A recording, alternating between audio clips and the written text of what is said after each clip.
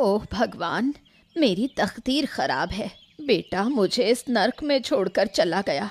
बहू मुझे दिन रात तंग करती है। ओ ऊपर वाले, ये दुख और कितनी देर सहन करूंगी। या तो मुझे उठा लो या इस दुखी जीवन से मुझे मुक्ति दो। ए बूढ़ी, तू क्या सुबह सुबह ये सब शुरू कर देती है? मुझे तो शांति से सोने भी नहीं देती। तुम तो घर के अंदर भी आराम से सो नहीं सकती। इस सर्दी में बाहर से मेरा हाल देखो। थोड़ा समझने की कोशिश करो, मुझे भी दर्द होता है। मुझे उपदेश मत दे, मैं तेरा ज्ञान सुनने के मूड में नहीं हूँ। सुबह सुबह तेरा चेहरा देखकर मुझे घिन आती है। अब तू मेरे दरवाजे के सामने सोने वाली है ना?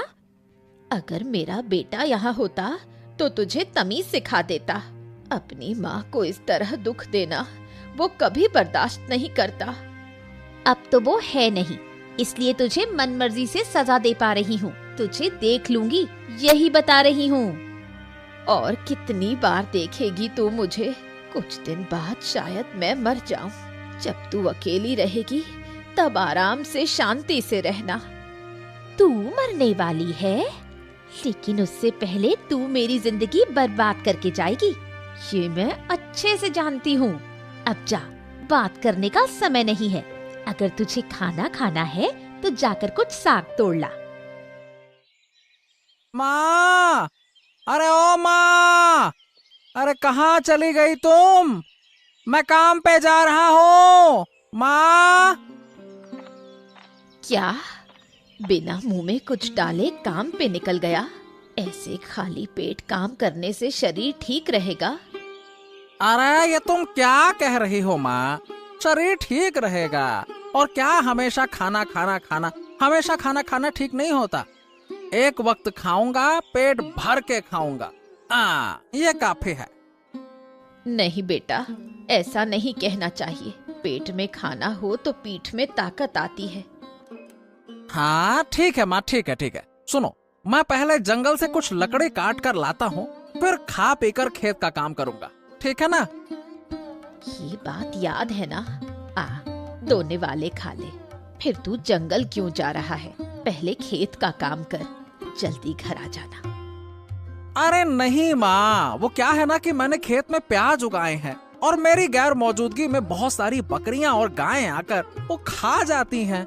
तो मैं काम करता हूँ कि पहले लकड़ी काटकर खेत को घेरा लगा दूंगा, फिर बाकी का काम करूंगा ताकि प्याज तो बचे। सच में देखो, गांव के लोग कुछ समझते नहीं हैं। कोई खेत में काम कर रहा है और जानबूझकर अपनी बकरियां और गायें छोड़ देता है, जिससे दूसरों का नुकसान हो।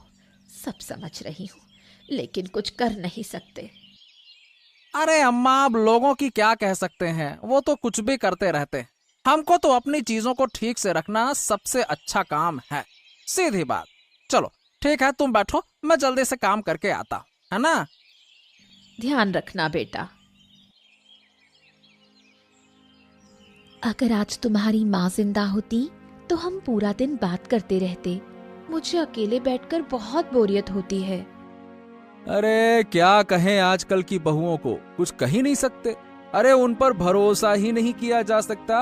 देखो तो सही, प्रदीप की पत्नी लीला है, प्रदीप के ना रहने पर अपनी सास यानी कि प्रदीप की माँ पर बहुत ही अत्याचार करती है। लेकिन क्या कहें, अभी कुछ कह देंगे तो कहेंगे कि तुम ऐसा कहते हो, तुम वैसा कहते हो, ये है वो है, उल्टा हम ही को दोषी ठहराएंगे। मेरी माँ तो इस दुनिया से जा चुकी, अब उसे वापस तो ला नहीं सकते। लेकिन बाप रे बाप, इन घरेलू परेशानियों को देखकर तो मुझे बहुत डर लगता। ऐसा मत समझो, मैं लीला की तरह नहीं हूँ। कभी कभी मुझे लगता है उसकी सास को हमारे घर में आना चाहिए। अरे तुम चिंता मती करो, अगर कोई ऐसा मौका आया तो सबसे पहले मैं ही लेके आऊंगा। इन आजकल की नई नवेली बहुओं पर बिल्कुल भरोसा नहीं किया जा सकता। अरे आज खाना नहीं दे रही हैं, कल क्या करेंगी कौन जाने हैं? मुझे तो ये देखकर बहुत दुख होता है कि इतनी सर्दी में उस बुजुर्ग महिला को घर के बाहर सुला दिया जाता है। बताओ भला, इस तरह की तकलीफों का कोई फायदा नहीं है, लेकिन फिर भी पता नहीं कौन सा सुख मिलता है ऐसा किसी को तकलीफ देकर। सिर्फ दुख उठाना और अपने शरीर को खराब करना, इसके अलावा कुछ नहीं है ये। सच में ये बहुत दुखद है। मैं सब समझ रही हूँ, इसलिए तो मैं अपनी आंखें और कान बंद कर देती हूँ। लीला से मिलती हूँ तो बात नहीं करती। हाँ, बिल्कुल ठीक करती हो। चलो अब तुम बैठो, मुझे महाराज के दरबार में जाना है, मैं आता हूँ। चलो ठीक है ना।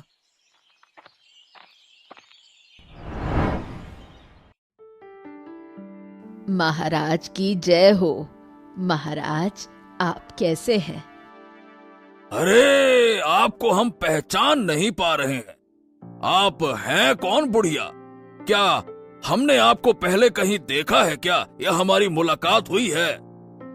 नहीं महाराज, आपसे पहले कभी मेरी मुलाकात नहीं हुई, लेकिन ऊपर वाला जब भी मुझे जरूरत पड़ती है तो मुझे ठीक उसी जगह भेज देता है।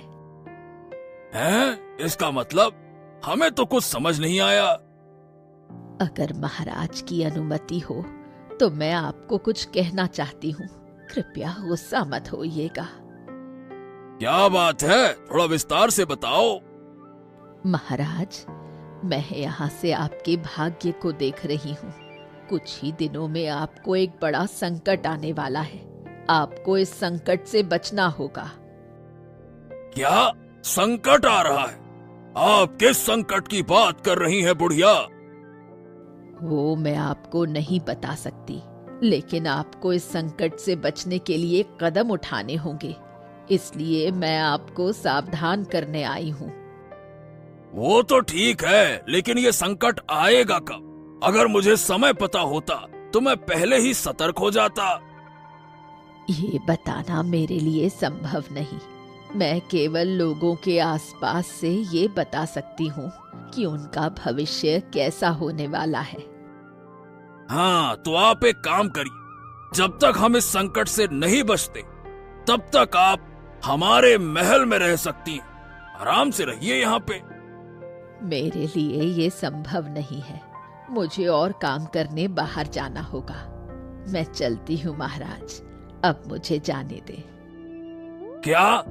अरे, लेकिन आपने मुझे संकट से बचने का कोई तरीका नहीं बताया। संकट से बचने का तरीका आप खुद हैं। खुद पर विश्वास रखें। आप सभी संकटों से उबर सकते हैं। ध्यान रखें। मैं जा रही हूँ। ओफो, क्या करें? अब तो हम बड़ी मुसीबत में फंस गए। अब तो सोच विचार में ही हमारी नींद उड़ जाएगी।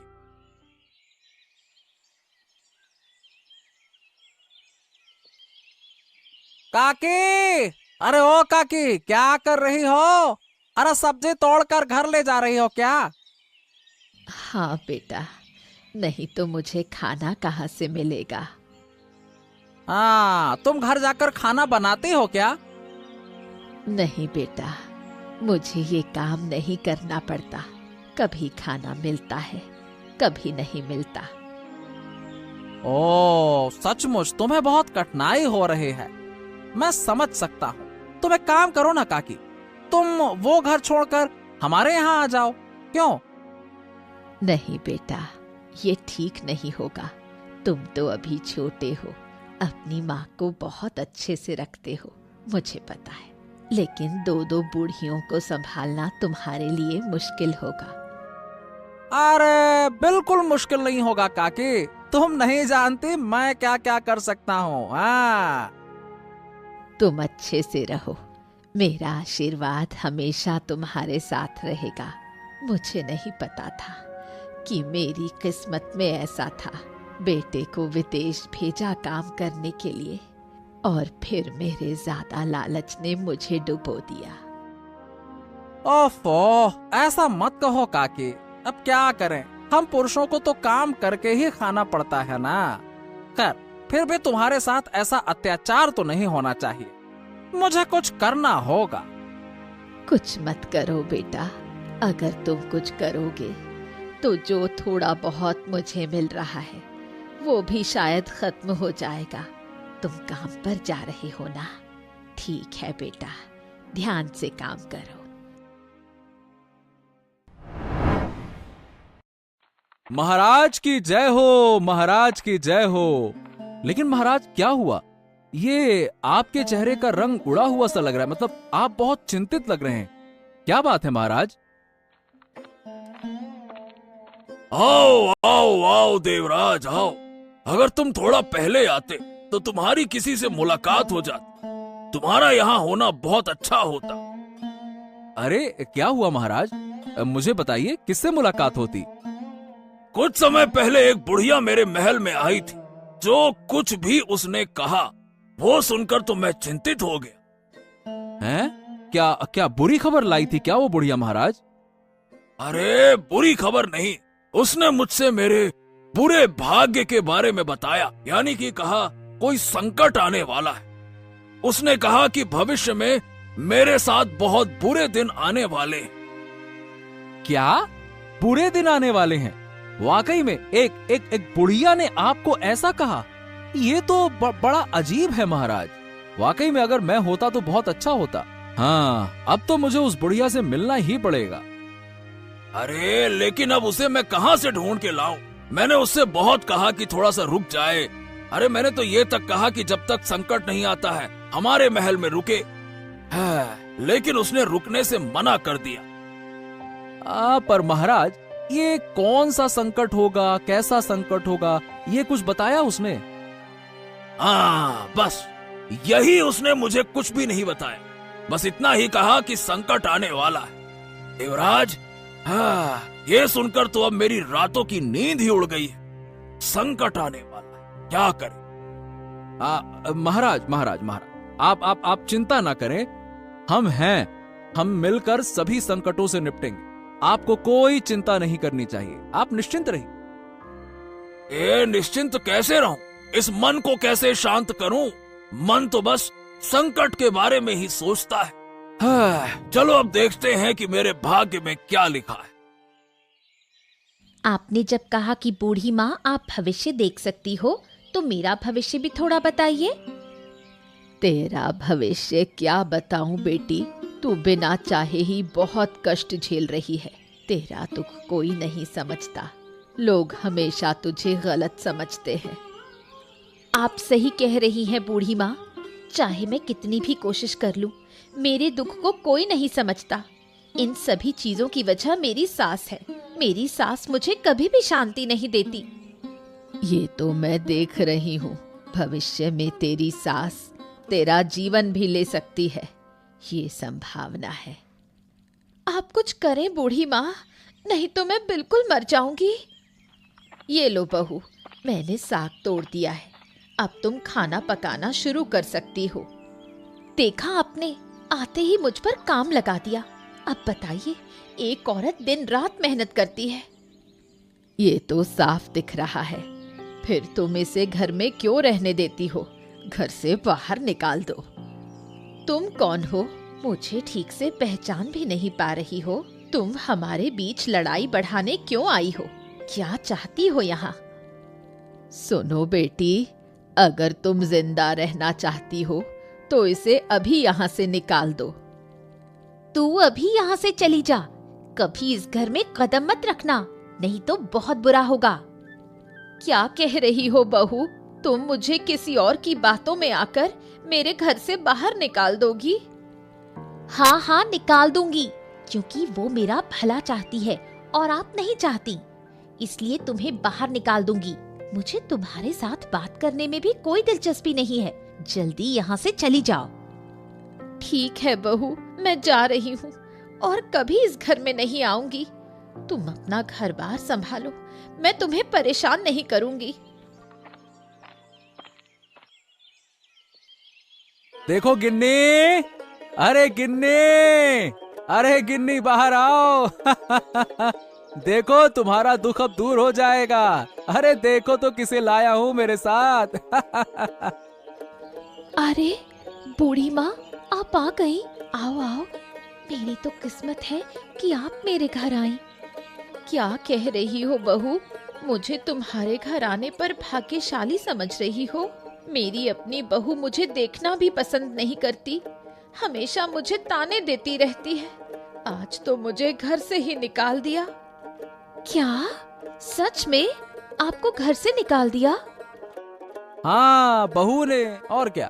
अरे बूढ़ी माँ रोती हुई सड़क पर जा रही थी। अच्छा हुआ कि मेरी मुलाकात उनसे हो गई, इसीलिए मैं उन्हें अपने घर ले आया। हाँ अरे बस बस, अब मत रो। तुम लोग मुझे घर ले जाकर क्यों अपना बोझ बढ़ा रहे हो?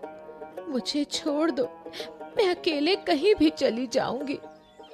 अरे ऐसा मत कहो बूढ़ी माँ, हम लोग तो चाहते ही थे कि आप हमारे साथ रहें, और क्या। राखी भी कह रही थी कि उसे अकेलापन महसूस होता है। अरे बस बस बस बस, आप ऐसा मत कहो बूढ़ी माँ, और हम लोग तो चाहते ही थे कि आप हमारे साथ रहें। अरे राखी भी कह रही थी कि उसे अकेलापन महसूस होता है। हाँ, अब क्या है ना कि मैंने अपनी माँ को बहुत पहले ही खो दिया था। अब आप हमारे साथ रहिए, माँ और सास दोनों बनकर। क्यों? क्या एक बार तुम्हारे घर आई तो अब तुम्हारे साथ ही रहना पड़ेगा? इसका क्या मतलब है? इसका मतलब है बूढ़ी माँ, जब मैं कह रही हूँ कि आप हमारे साथ रहिए तो हम और कोई बात नहीं सुनेंगे। अब से आपको रोना बंद करना होगा। आपको पता है आप हमारी अपनी हैं, हम ही आपकी सेवा करेंगे। हाँ, बिल्कुल सही कहा गिन्नी। अब चलो इन्हें अंदर लेकर चलें। चलो चलो। क्या हुआ बूढ़ी माँ, ऐसा क्यों लग रहा है जैसे आप बहुत चिंतित हैं? क्या सोच रही हैं आप? असल में ये बात है, जब मैं तुम्हारे घर आने से पहले महाराज के पास भविष्यवाणी करने गई थी तो मुझे साफ दिख रहा था कि महाराज के